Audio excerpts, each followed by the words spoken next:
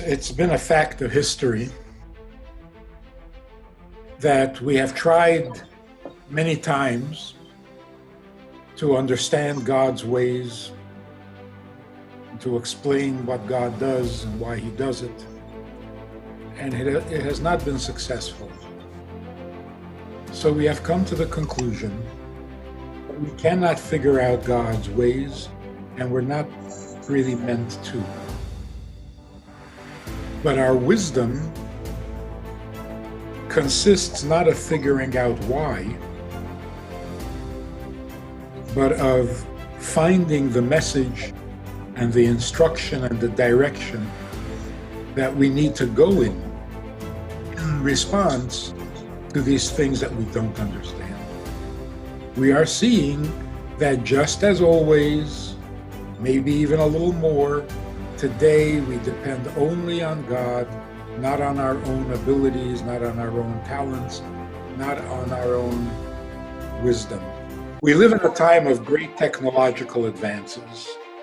We live in a time where we believe almost blindly, almost religiously, in the powers of science and scientists, and experts, doctors, and yet we are suddenly finding ourselves without a solution, without a clue.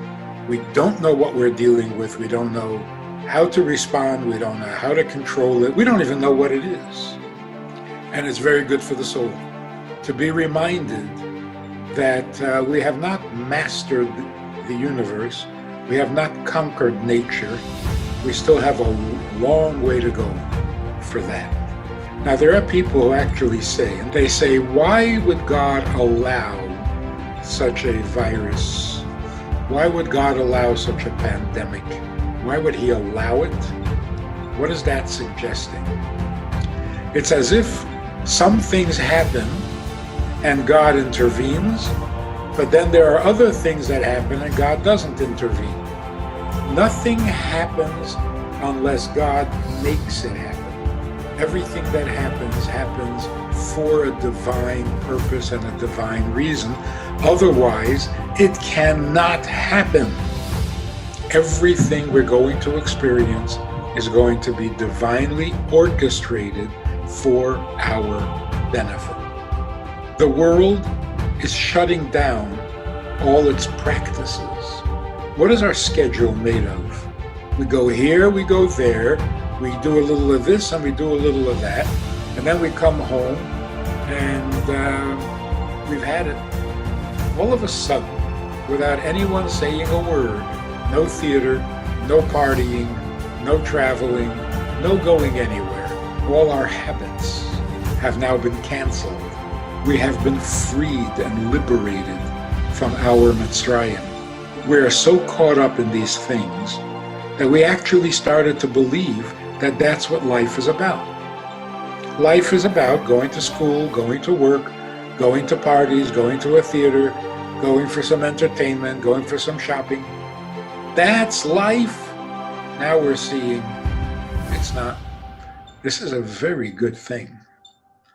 The break of habits that this virus is bringing is such a fantastic opportunity to change the habits we've been trying or hoping to change, planning to change for years.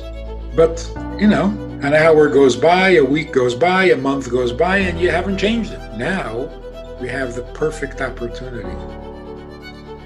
Everything is changing anyway. We can now have the life we choose. We are encouraged by events to rethink where we put our energies. What are we living for? What are we getting up in the morning for? The world is going to be a much better place as soon as this thing is over. That is really a pre-Pesach message. Every generation has to come out of its Mitzrayim, out of its enslavement. And what we're seeing now is, like in the days of Egypt, Jews were pushed out of Mitzrayim. Here we're being pushed out of our habits. We're not asked, we didn't volunteer, it's being done for us. If we take advantage, if we keep our heads and we see the opportunities, by Pesach time, we can have a much healthier life, a much healthier planet. All assumptions can now be questioned. All habits can now be challenged. All fears can now be dismissed. Were we worried about China? Were we worried about Iran? Were we worried about the price of oil? Boy, we're getting sobered up. Everything is changing. And it is changing for the better. It's a good thing. Not scary at all. Exciting.